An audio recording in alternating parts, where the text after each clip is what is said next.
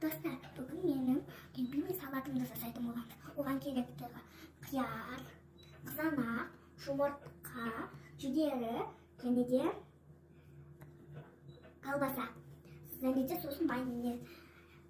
Біздің керектігіміз қазір қиярды кесіп аламыз.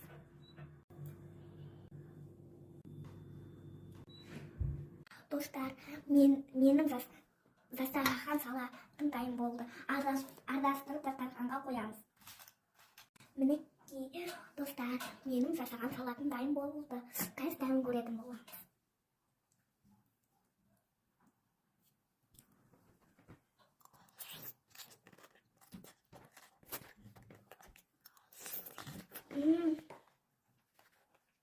Достар, лайк басып, комментарий жазып кетіңіздер.